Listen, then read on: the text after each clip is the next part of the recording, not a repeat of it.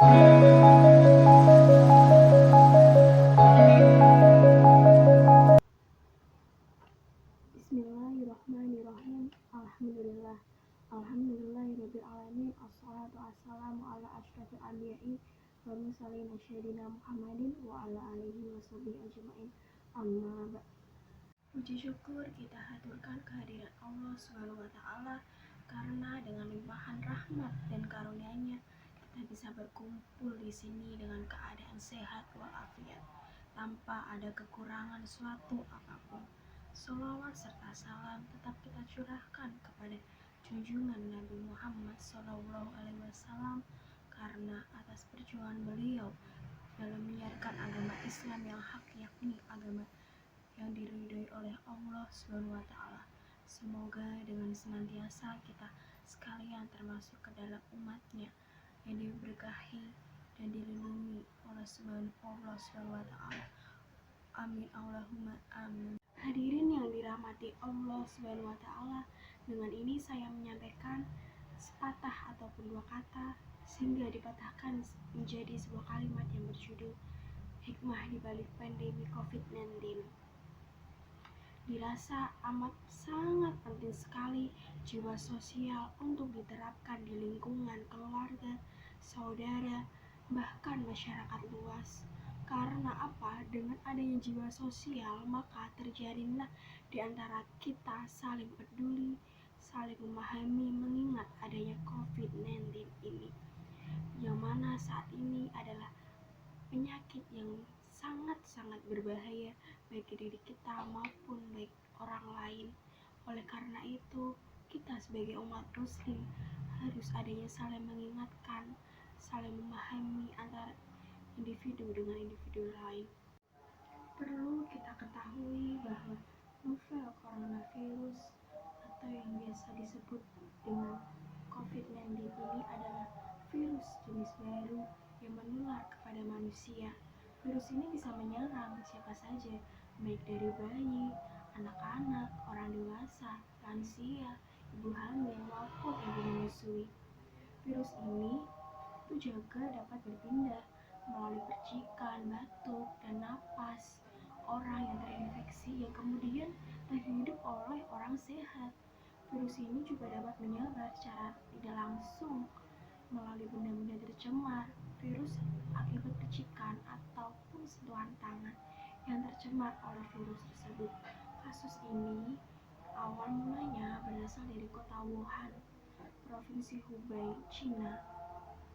Kasus tersebut itu menimbulkan gejala infeksi saluran napas, mulai dari yang ringan hingga berat dengan angka kematian sekitar 2,5% dari kasus infeksi berat. Di saat ini sudah kita ketahui bahwa negara tercinta kita Indonesia adalah dalam keadaan yang sangat-sangat darurat atau sangat mengejutkan. Bahkan dunia pun gempar melalui penyakit pandemi COVID-19 ini.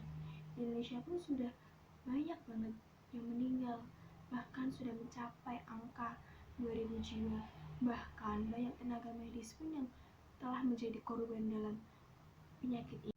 Dalam masalah ini saya ingin membahas dalam perspektif atau pandangan Islam, yakni dalam menyajikan dalil-dalil syariat terkait dari wabah penyakit COVID-19 ini, sehingga kita sebagai umat muslim bisa menjadi pencerah ataupun penerang bagi umat yang lainnya supaya tidak merasa khawatir atau gelisah dalam menyikapi wabah penyakit ini.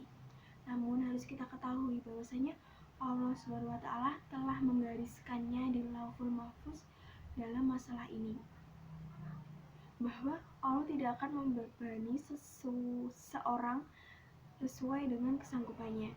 Dan Allah juga berfirman dalam Quran Surat Al-Baqarah ayat 286, A'udzubillahi minasyaitonirrajim, Bismillahirrahmanirrahim, La yukallifullahu nafsan illa wus'aha. Artinya Allah tidak akan membebani seseorang sesuai dengan kesanggupannya. Quran Surat Al-Baqarah ayat 286. Cobaan ini diberikan kepada orang-orang beriman sebagai ujian keimanannya. Takutnya kita kepada wabah penyakit ini janganlah sampai melebihi takutnya kita kepada Allah Ta'ala. Perlu kita ketahui bahwasanya Setiap adanya wabah atau penyakit atau musibah, pasti akan adanya manfaat atau hikmah di balik semua ini sesuai dengan keadilannya. Tentunya kita sebagai umat Islam yang baik, kita harus bisa berikhtiar, berusaha ataupun berdoa supaya kita apa? Supaya bisa selamat dari cobaan ini. Dan kita bisa melakukannya dengan hidup yang bersih dan sehat, dengan sesuai dengan ajaran Islam, yakni kita bisa melakukan toharo atau bersuci sesuai dengan ajarannya, yakni kita bisa melakukannya di luar ibadah ataupun di dalam ibadah seperti itu. Terkait masalah wabah penyakit ini, Rasulullah SAW telah menjelaskan dalam hadis yang sahih. Rasulullah SAW bersabda, "Taun, wabah penyakit menular, adalah suatu penyakit datangnya dari Allah Ta'ala untuk menguji hamba-hambanya dari semua kalangan umat manusia. Maka apabila kamu mendengar penyakit yang berjangkit di suatu negeri, janganlah kamu berada di suatu negeri itu. Dan apabila kamu mendengar penyakit yang berjangkit di negeri kamu yang berada, dan janganlah kamu lari padanya." Hadis riwayat Bukhari dan Muslim dan Usamah bin Zaid. Dari Abu Hurairah radhiyallahu anhu berkata, Rasulullah SAW bersabda, "Dan janganlah yang sakit dicampur barukan dengan yang sehat." Hadis riwayat Bukhari dan Muslim. Hadirin yang dirahmati Allah, oleh karenanya berdasarkan hadis di atas, perlu ditekankan bahwa kita harus melakukan pemisahan diri terhadap orang yang sakit, atau biasa disebut dengan menjaga jarak. Bukan karena kita memutus silaturahmi kepada mereka, karena kita tuh sebagai seorang muslim harus bijak dalam menyikapi hal tersebut. Bahkan sebagian umat muslim berpikir bahwa yang namanya social distancing dan lockdown ini tidak ada manfaatnya. Perlu kita tekankan bahwa hal tersebut itu pasti ada yang namanya manfaatnya. Dengan demikian perlu adanya edukasi kepada masyarakat bahwa kita harus bisa membukakan mata dan hati nurani mereka bahwa yang namanya COVID-19 ini memang sangat berbahaya. Terlebih para ulama sepakat dan sangat menganjurkan yang namanya social distancing dan lockdown ini.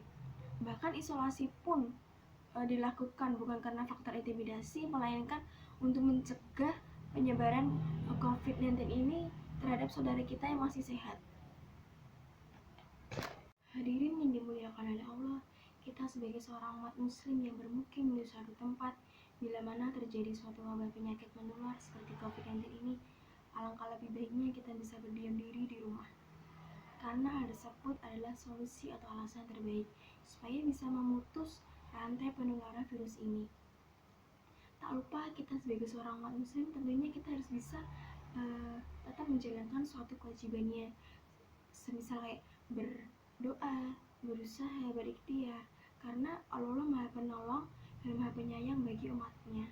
Wahai saudaraku yang dimuliakan oleh Allah, demikianlah ceramah yang bisa saya sampaikan. Kurang lebihnya saya mohon maaf apabila ada tutur kata tidak berkenan. Semoga adanya musibah ini kita bisa lebih bersabar, dan semoga apa yang bisa saya sampaikan bisa bermanfaat dari kalian semua. Wabillahi taufiq wal hidayah. Assalamualaikum warahmatullahi wabarakatuh.